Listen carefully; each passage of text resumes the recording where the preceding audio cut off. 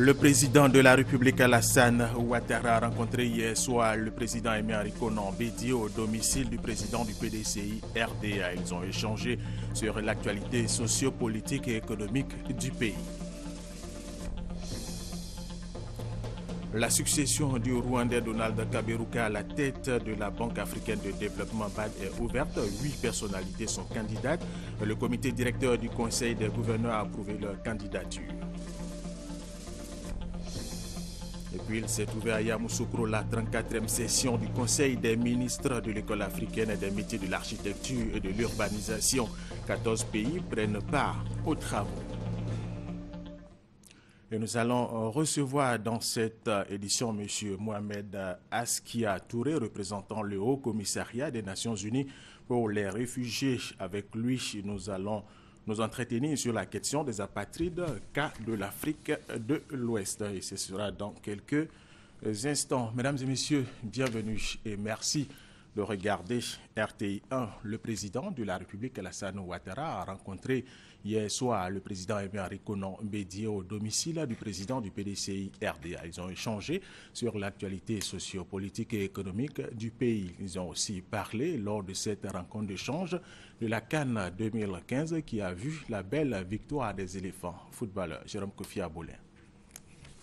Ils se sont retrouvés ce vendredi, comme à chaque fois que l'occasion se présente, le président de la République, Alassane Ouattara, et le président du RHDP, Henri Konan Bédié. Une rencontre dans le cadre des consultations périodiques entre le chef de l'État et son aîné. Les échanges entre les deux personnalités ont d'abord porté sur l'évolution de la situation sociopolitique en Côte d'Ivoire. C'est toujours un très grand plaisir de venir saluer mon aîné. Ce sont des visites régulières que je lui fais pour lui faire le point de la situation sociopolitique, mais également la situation économique. Et nous avons échangé sur tous ces chapitres pour constater que la Côte d'Ivoire est en paix, le pays avance, l'économie est prospère. Donc de plus en plus, nos concitoyens commencent à sentir les effets des politiques économiques et financières qui sont mises en place. Le chef de l'État et le président du PDCI ont aussi parlé du prochain congrès du PDCI RDA. Nous avons parlé de l'avenir, bien évidemment, du prochain congrès du PDCI RDA, du congrès d'investiture RHDP me concernant, et également des relations avec l'opposition, parce que nous voulons une Côte d'Ivoire apaisée, une Côte d'Ivoire pour tous, une Côte d'Ivoire où véritablement le rassemblement devient une réalité. Le président de la République, Alassane Ouattara, et l'ex-chef de l'État, Henri Konan Bédié, se sont aussi félicités pour le sacre des éléphants footballeurs à la CAN 2015 en Guinée équatoriale. La victoire des éléphants a été une grande contribution à cet élan de solidarité. C'est un événement qui nous a donné beaucoup d'enjaillement, n'est-ce pas, monsieur le président? Donc on est tous très heureux. Les éléphants, ces jeunes, nous ont permis donc de retrouver beaucoup de joie et nous souhaitons que cela puisse être un catalyseur pour que le pays continue d'avancer dans la paix et dans la concorde. Cette rencontre, également une occasion pour le président Bédié de dédicacer pour le chef de l'État Alassane Ouattara le livre intitulé Henri Konan Bédié, l'appel de Daoukro. Je voudrais féliciter le président pour le livre sur l'appel de Daoukro. C'est un document important pour chacun de nous. Il a eu l'amabilité de dire qu'il dédiait ce livre à son jeune frère, le président Alassane Ouattara, le grand bâtisseur. Donc, président, grand merci pour ce livre. Comme lors des rencontres précédentes, le plaisir a été aussi grand pour le président de la République, Alassane Ouattara, et le président Henri Konan Bédié de se rencontrer ce vendredi, un autre moment de retrouvailles en famille. Jérôme Kofi Aboulin, une conférence de presse a été organisée jeudi à l'hôtel Ivoire après le lancement du projet Un citoyen, un ordinateur, une connexion Internet. Objectif de cette conférence, échanger avec la presse nationale et internationale pour permettre aux journalistes de cerner tous les contours de ce projet. Le ministre de la Poste et des Technologies de l'Information et de la Communication, Bruno Koné, et le directeur général de l'Agence nationale du service universel des télécommunications, Ansut Soroki Peya Eloge, en organisant cette conférence de presse, ont bien voulu donner plus de détails sur ce projet du président de la République. Un citoyen, un ordinateur, une connexion Internet. Ce projet, selon le ministre Bruno Koné, s'adresse à l'ensemble des citoyens et des populations vivant en Côte d'Ivoire. Pour lui, par ailleurs, l'ordinateur ou la tablette peut être acquis sans la connexion Internet. Mais la connexion Internet ne peut être acquise sans l'achat d'un ordinateur ou d'une tablette du projet. Pour acquérir le kit, il faut se rendre sur un lieu de vente avec une pièce d'identité. Le paiement se fait comptant ou par crédit bancaire. Tous les équipements de ce projet bénéficient d'une garantie après vente d'au moins 1 an. Tout est mis en œuvre pour que, premièrement, les équipements livrés soient des équipements de très bon niveau, et qu'ensuite, dans l'hypothèse où il y a des problèmes, que le service après-vente prenne le relais et corrige le problème.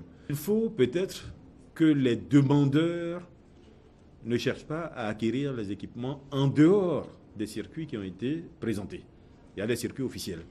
Si quelqu'un va en dehors et qu'il a des problèmes, nous aurons effectivement du mal à l'accompagner. Et la dernière garantie, le DG en a parlé tout à l'heure, c'est les stickers. Avec l'implication du président de la République, Alassane Ouattara, et la campagne de communication qui a commencé, qui va se poursuivre, ce projet connaîtra un grand succès selon le ministre Bruno Koné. Le ministre d'ajouter enfin que les dispositions seront prises par le gouvernement pour que les années à venir, ce projet, un citoyen, un ordinateur, une connexion Internet, touche plus de 500 000 familles. Autre information dans cette édition, la République islamique d'Iran a célébré sa 36e fête nationale. Cette fête a été aussi célébrée ici en Côte d'Ivoire à l'ambassade d'Iran. Léon Broukwame. Les Iraniens s'en souviennent, le 11 février 1979, la révolution islamique pour faire la promotion de la non-violence aboutissait à une victoire à l'issue de laquelle fut instituée la fête nationale d'Iran. La célébration du 36e anniversaire de cette révolution est pour le chargé d'affaires d'Iran, Anter Deburni, la tribune pour évoquer les relations bilatérales entre son pays et la Côte d'Ivoire.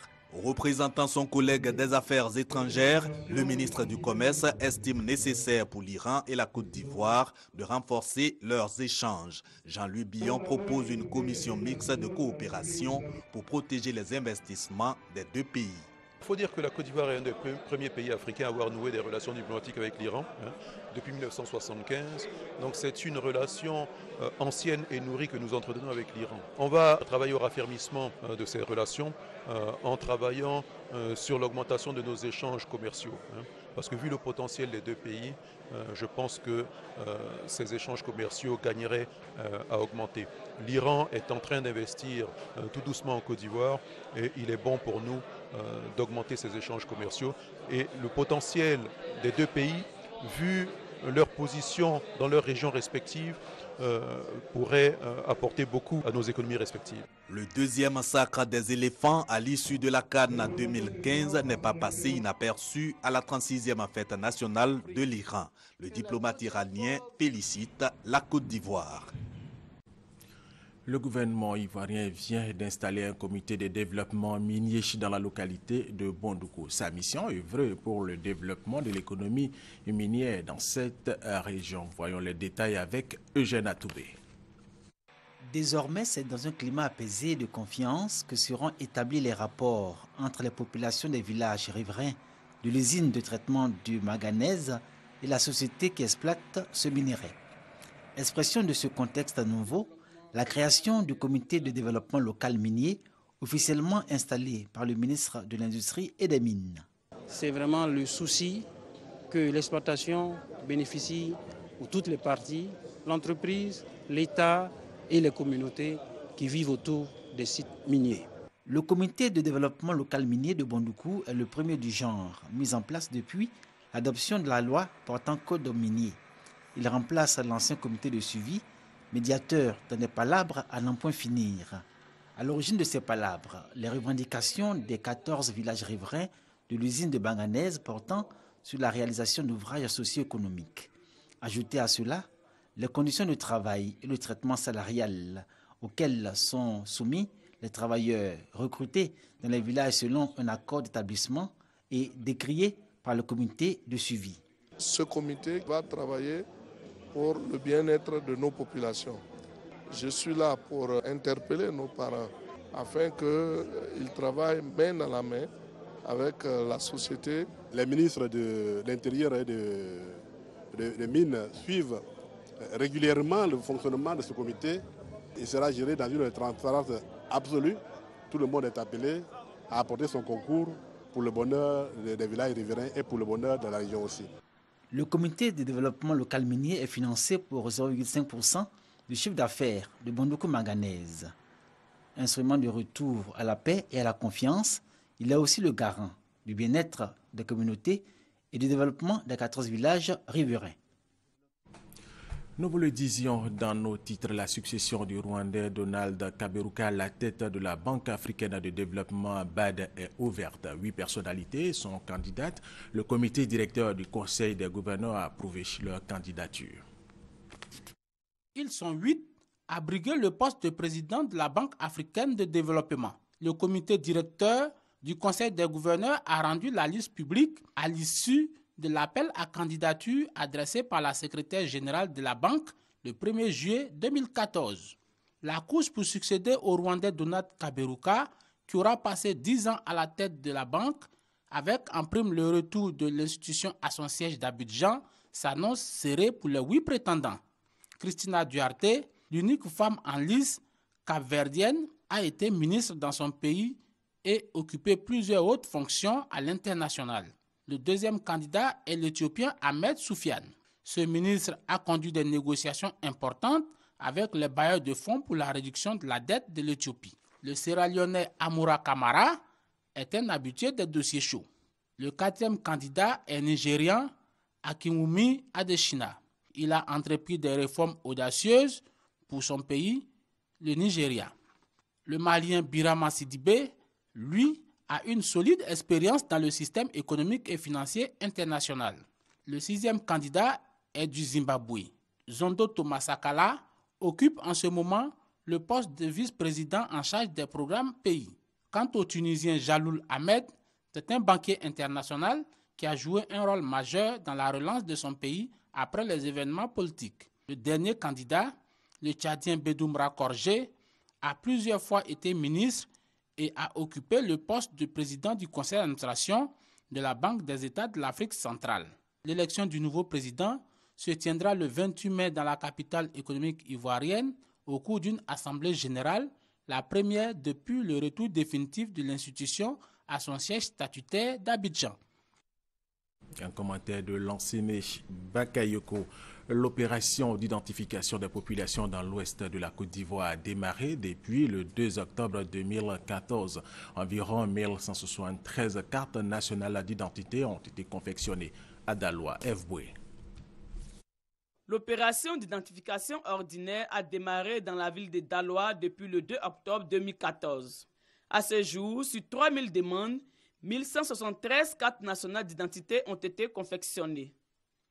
Et dans le centre d'enrôlement de la cité des Antilopes, les préoccupations sont diverses. En faisant le jugement, le premier jugement, eux de mettre le nom de maman, ils se sont trompés un peu.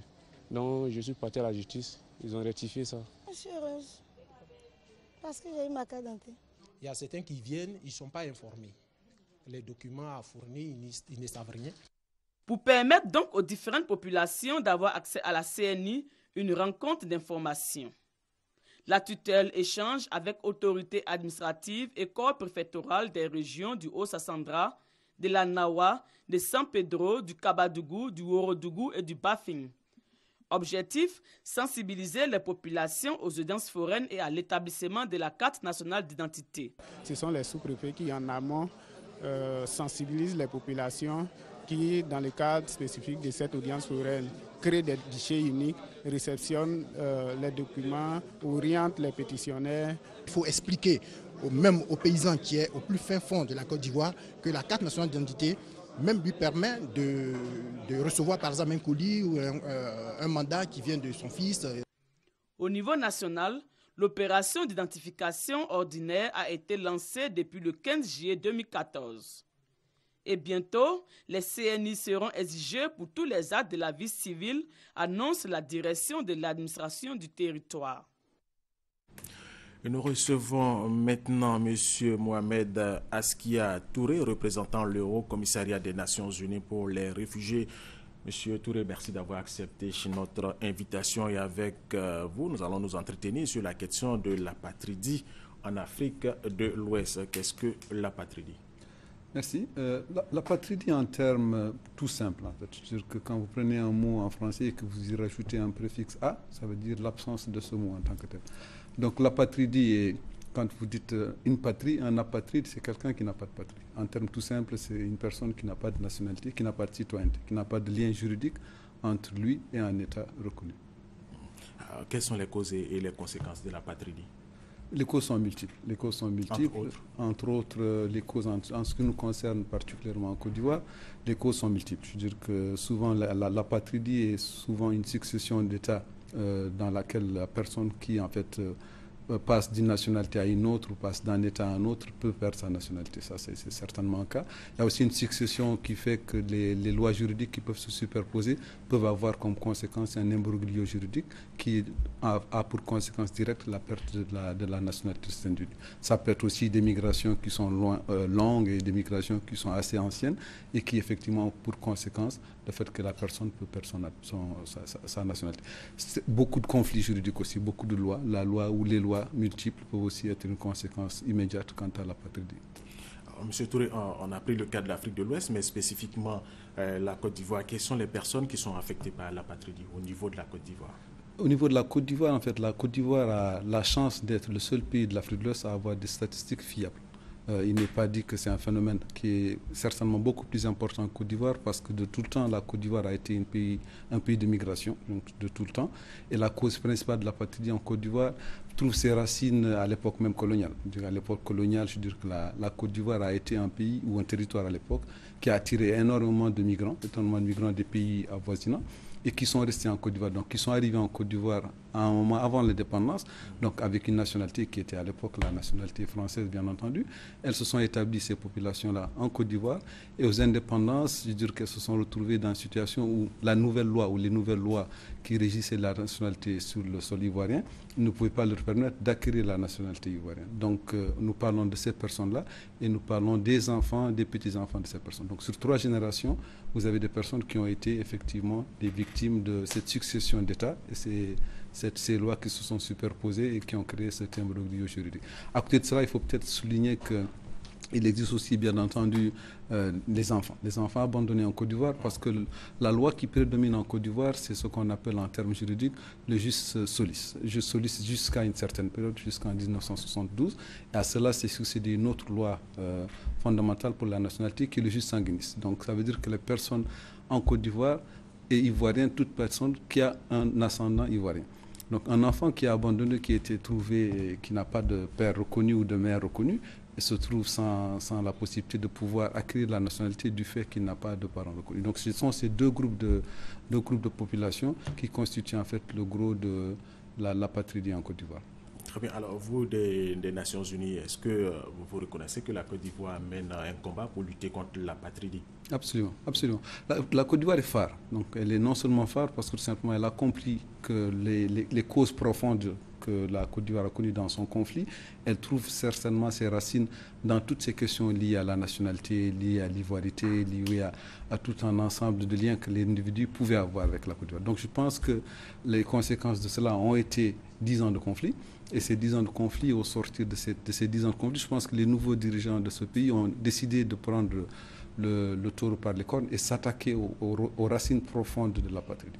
Donc je veux dire que non seulement le Côte d'Ivoire a ratifié les conventions pertinentes par rapport à l'apatridie, à savoir les conventions de 1954 et 1961, mais elle a aussi incorporé dans son corpus juridique des lois qui permettent en fait de réduire le cas d'apatridie. Donc ce pays est phare dans la lutte contre l'apatridie, et les Nations Unies à travers le HCR aussi cherchent aussi à éradiquer l'apatridie. C'est une campagne dans laquelle se lancent les Nations Unies depuis depuis le mois d'octobre, et ce pour une dizaine d'années, dans le but d'éradiquer l'apatridie dans les 10 ans. Pour le cas spécifique de la Côte d'Ivoire, est-ce que vous entendez soutenir ce pays? Bien entendu. Je veux dire qu'on est, non seulement, c'est une volonté de ce pays, c'est une volonté du chef de l'État, c'est une volonté du gouvernement, et le HCR est présent à ses côtés pour soutenir toutes les actions qui sont faites.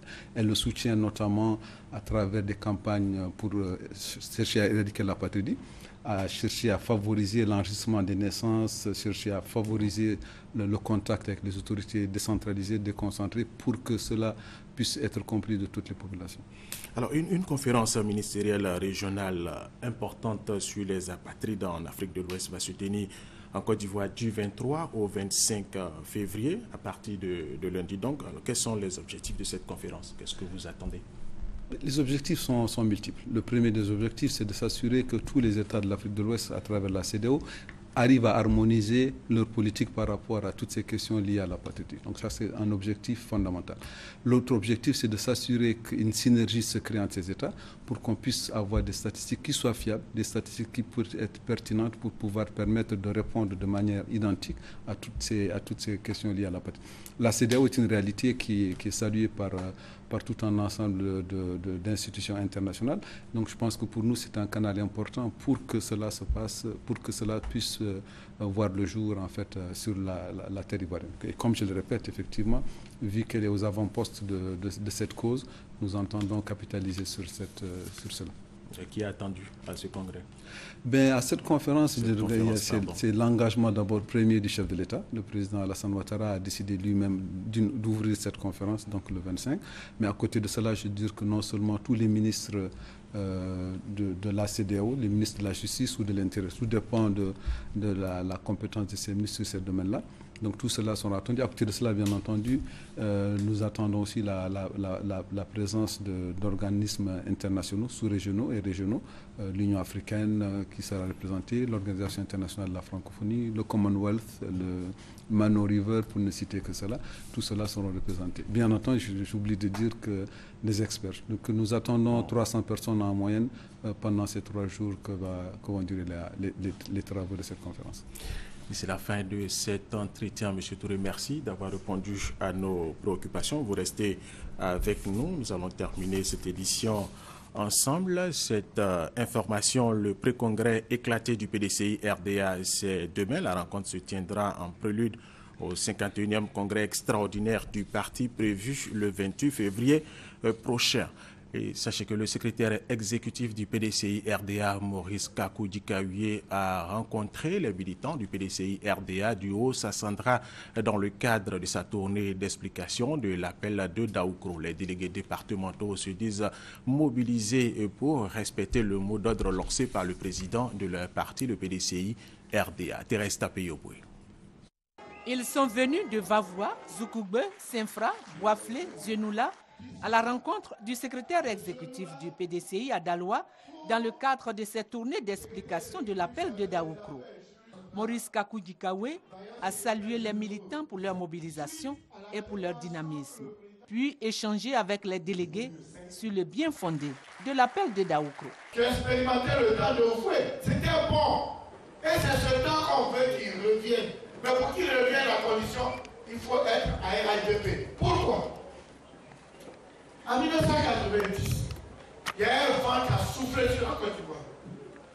Mais Oufou a résisté, pourquoi? Parce qu'il y avait un bloc autour de Oufou. Il a gagné les élections. On ne peut être premier à Côte d'Ivoire qu'en étant RHDP. Ça a été démontré et c'est ça la réalité.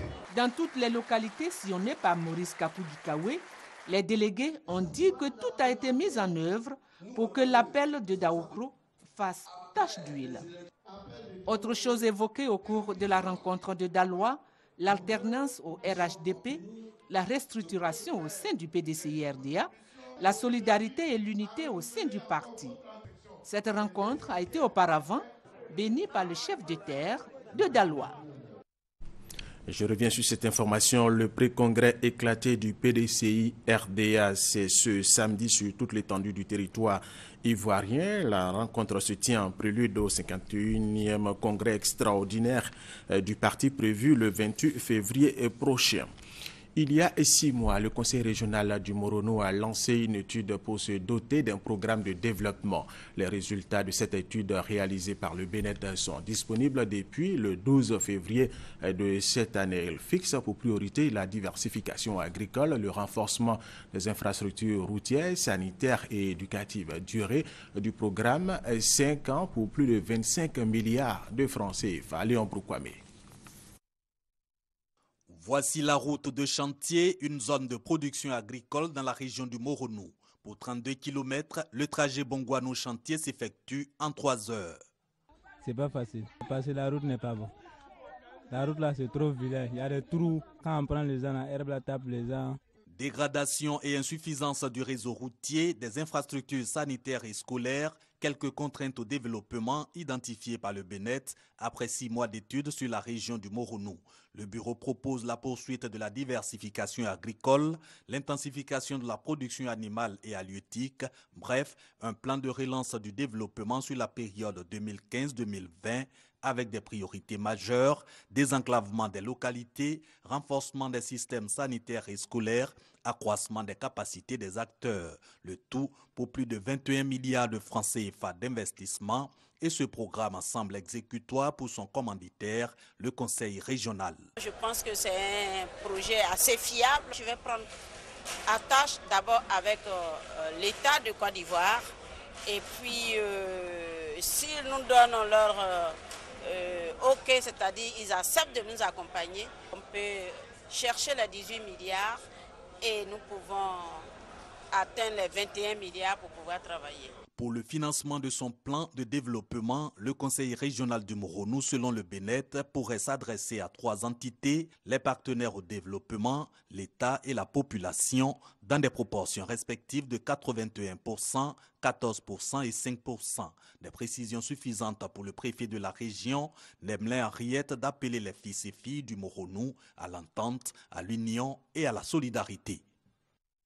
Le 3e grand titre de cette édition, il s'est ouvert à Yamoussoukro, la 34e session du Conseil des ministres de l'École africaine des métiers de l'architecture et de l'urbanisation. 14 pays prennent part aux travaux. Abdul-Kader Segodogo, RTI Boaké.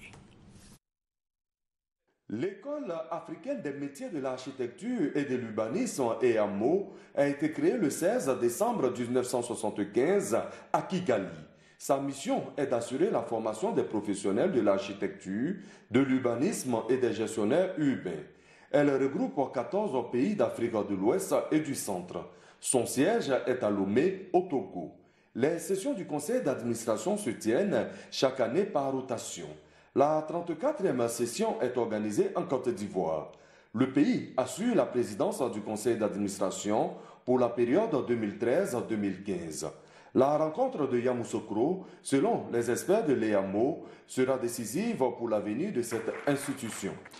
L'École africaine des métiers de l'architecture et de l'urbanisme, l'EAMO, est aujourd'hui à la croisée des chemins.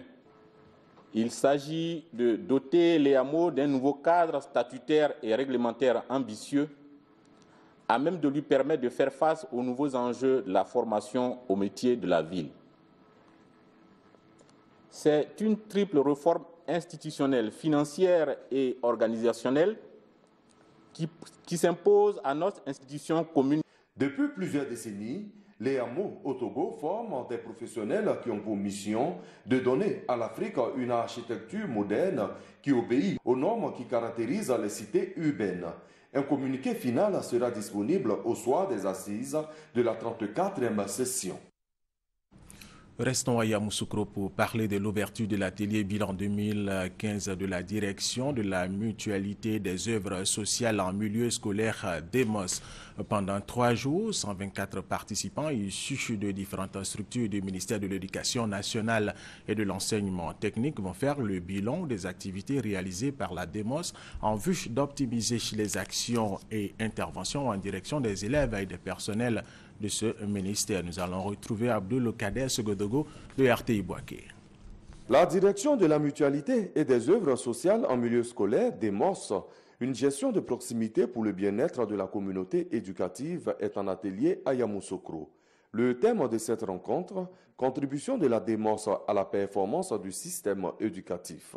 Il s'agira pour les participants venus de toute la Côte d'Ivoire de faire le bilan des actions de 2014 et de se fixer des objectifs pour l'année 2015.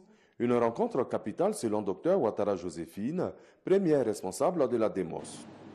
Après une année donc d'exercice, il nous semble opportun de marquer un arrêt afin d'analyser les résultats obtenus et de dégager les perspectives pour des interventions de qualité.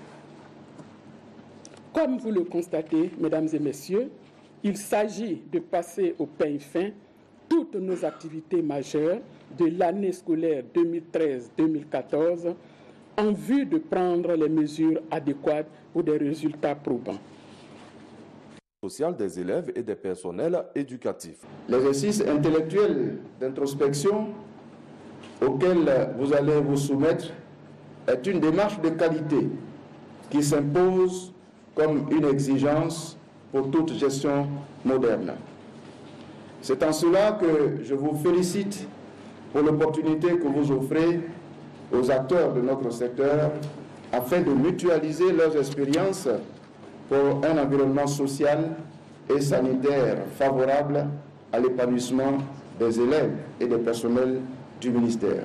La DEMOS a posé de nombreuses actions, l'augmentation de l'offre de services aux élèves et au personnel, la création d'une mutuelle des personnels, des plans sectoriels de lutte contre les IST, VIH, SIDA, les violences basées sur le genre, l'objectif zéro grossesse en milieu scolaire avec une réduction du nombre de cas de grossesse passé de 5076 cas en 2013 à 4035 cas en 2014. Les travaux de Yamoussoukro prennent fin dans 3 jours. Et c'est la fin de cette édition. Merci à vous de nous avoir suivis et restez avec nous sur RTI 1.